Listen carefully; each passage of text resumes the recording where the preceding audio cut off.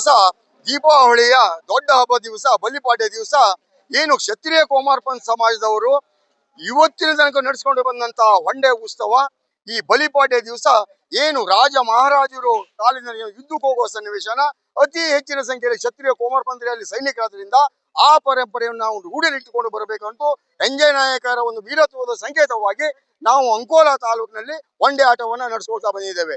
ಇದನ್ನ ಹಿಂದಿನಿಂದಲೂ ನಮ್ಮ ಸಮಾಜದ ಮುಖಂಡರು ಏನು ಬುಧವಂತ ಕೋಲ್ಕಾರ ಇವ್ರು ಇರ್ತಾರೋ ಅವರ ಹಕ್ಕುದಾರರು ಅವ್ರ ಮುಖಾಂತರ ನಾವು ನಡೆಸಿಕೊಂಡು ಬಂದಂತ ಕ್ರೀಡೆಯಾಗಿದೆ.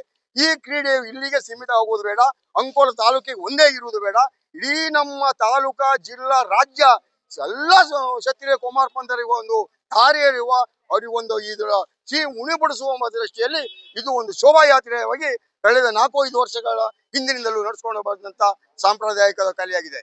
ಈ ಹೊಂಡೆ ಆಟ ಅಂದ್ರೆ ಏನಪ್ಪಾ ಕೇಳಿದ್ರೆ, ನಾರಿನಲ್ಲಿ ನಡೆದಂತ ಸವಣೆಯನ್ನ ಅದು ಕವಣೆ ರೂಪದಲ್ಲಿ ಮಾಡಿ ಅದರೊಳಗೆ ಹಿಂಡ್ಲೆಕಾಯಿ ಇಟ್ಟು ಎದುರು ಬದುರು ಸೆಣಸಾಡುವ ದೃಷ್ಟಿಯಲ್ಲಿ ಈ ಹೊಂಡೆ ಆಟನ ನಡೆಸ್ಕೊಂತ ಬಂದಿದ್ದೇವೆ.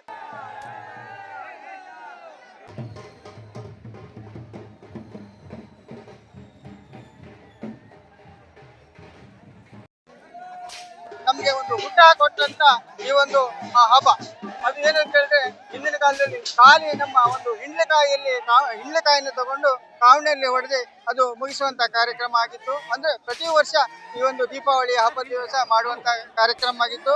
ಅದು ಈಗ ಏನಾಗಿದೆ ಅಂತ ಕೇಳಿದ್ರೆ, ಇದು ನಮ್ಮ ಒಂದು ಉತ್ಸವವಾಗಿ ಅದು ಪಾಲ್ಗೊಳ್ತಾ ಇದೆ.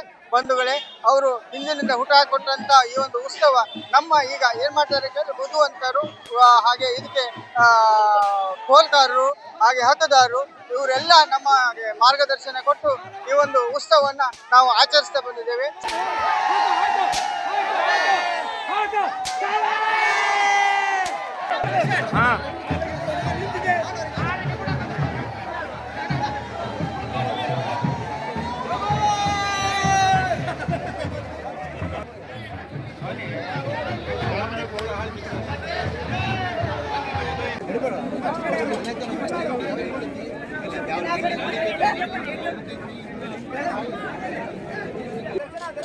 ಇಲ್ಲ